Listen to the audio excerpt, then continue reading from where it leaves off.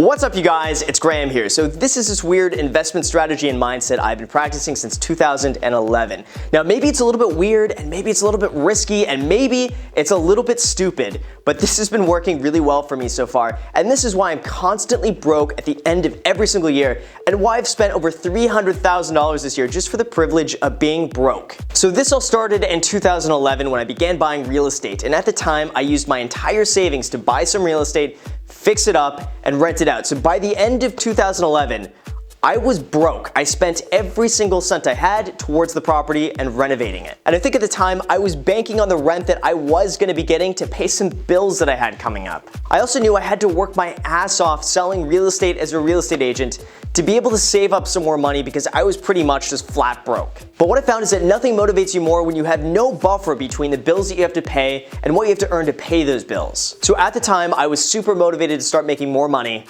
and I did. And then the same thing happened in 2012 when I began buying even more real estate. And at the time, I actually had to sell my dream car, which was a 2006 chrome orange Lotus Elise that was like my child.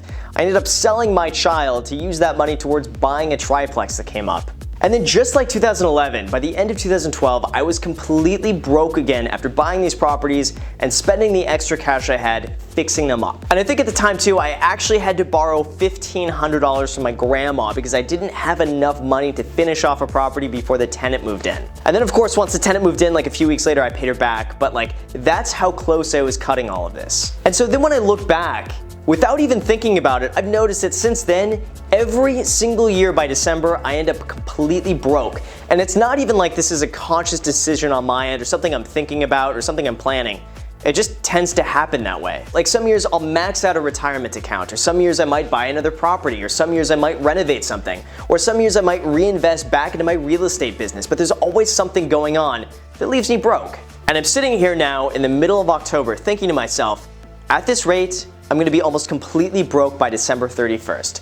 Again, like every other year. But here's how I view it. Money by itself is completely useless if it isn't being invested to make you more money. Like unless you spend it on something useful or you're saving up for a certain special thing, other than that, it's kind of sitting there and almost just like wasting away. I mean, sure, having a big savings is definitely peace of mind in case of an emergency or something comes up. And it's also really important to be smart about it, not make stupid decisions, and only take risks that you're comfortable with. But at a certain point, money that you have just sitting in the bank just ends up losing money to inflation. It's also a massive opportunity cost to have your money just sitting there, not working for you, losing money to inflation versus what it could be making if you invest it somewhere. So for me at least, I make sure I invest as much money as I can every single year. I like to invest every single dollar I have and just stash it away in investments and let that money continue to grow and work for me. I get that this is a weird mentality for me, but I feel like if my money isn't being invested, it's just being kind of wasted. Like to me, I view every dollar as though it's an employee and its only job is to go out there in the workforce and bring back more money.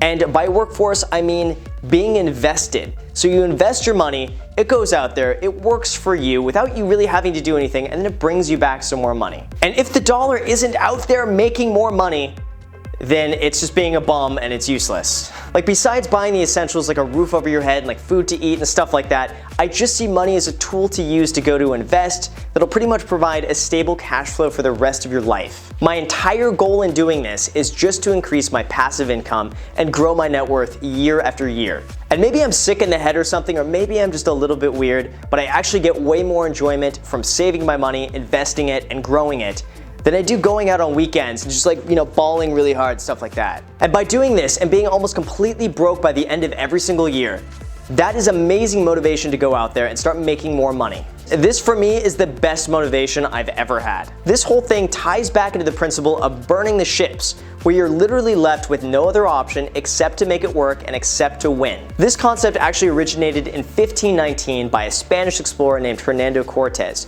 who wanted to ambush the Aztecs and steal their treasure. He took 500 soldiers and 100 sailors to the shores of the Aztecs. Now, despite having 600 people under his command, he was still no match for the great and powerful Aztecs that had been around for over 600 years, and their army was much bigger and much stronger than his. Now, some of his men were not convinced that they would win, so they planned an escape. So once Hernando found out about this, he wanted to make sure that the rest of his men were 100% committed to winning. So what he did was completely insane to all of his people. He burned all of their boats, so they had absolutely no escape. So all of his men were terrified and they were speechless, and they asked him, how are we going to be able to get home? And he said, if we're going to make it home, we're going to make it home on their ships. So the path was pretty clear at that point. It was all or nothing. This made sure that his men were 100% committed to winning. Otherwise, they die. And at that point, there's zero option to fail. You have to win. So by doing this, his army's commitment to winning this and getting home was extreme. And by doing this, they actually won. They had no other choice but to win if they wanted to get home, and they did. I guess the same could also apply to income, that when you have no other option other than to make it work, you find a way to make it work. And at least I find for me, it's very easy to get complacent when you have money coming in every month from rental income where you don't necessarily need it. But, obviously it helps to have more money invested. So by doing this, I almost ensure that I don't lose that motivation to continue to go out there, to continue to make more money, and to continue to buy properties, continue to rent them out, and continue to make even more money. And because of this, you guys, is why I end up completely broke by the end of every single year. And if anything, I look forward to being broke by the end of every single year, because that means I've invested pretty much everything I've made back into a business. I've invested it into real estate, into stocks, into something that ends up making more money and being able to grow.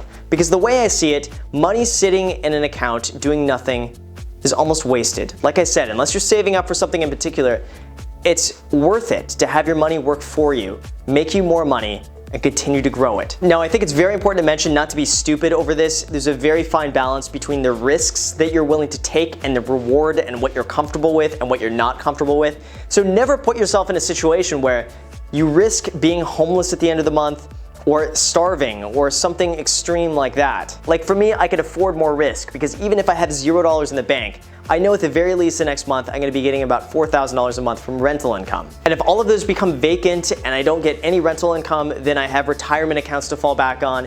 And if those, for some reason, something's weird with those, then I have over $100,000 of available credit. So I have other little things to pull from where I'm not going to be completely screwed if something goes wrong. I also make sure to keep my living expenses down. I own my Lotus Exige outright. I own 3 of my properties outright. I have very little debt compared to what I own. So I have a lot to fall back on just in case something hits the fan. So because of that, I can afford to take a lot more risk than the person who maybe has like 3 kids to support and a wife and a mortgage and is living paycheck to paycheck. Like obviously that's an entirely different situation.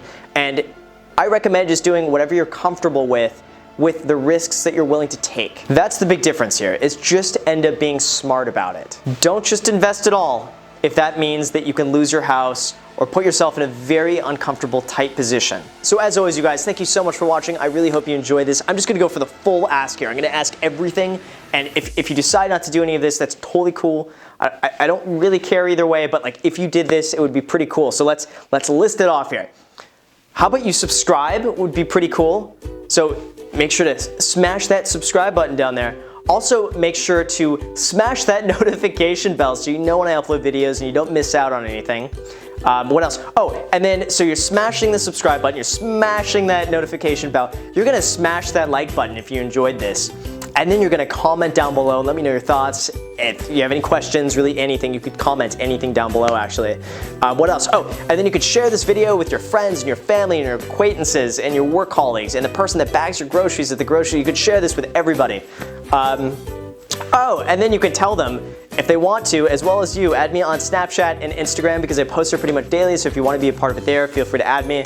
I think that's all I can ask you guys to do. So I did it. I went for the full ask. If you guys want to do it, great. If not, then that's cool too. Thank you again for watching. I really appreciate it. I hope you enjoyed it. Until next time. And by the way, if you haven't noticed in the background of my video, I got this new lamp that is amazing. It's from Urban 95. They hooked it up actually with this lamp, believe it or not. And they're not sponsoring this video by any means. They have no idea I'm making this video, but I figured at the very least I would give them a shout out because they have some really cool stuff. I was really happy for them. And anything I find, by the way, that I like to share it with you guys. And this company and this lamp were pretty cool and I'm happy with it. And yeah, I hope you guys like this lamp as much as I do.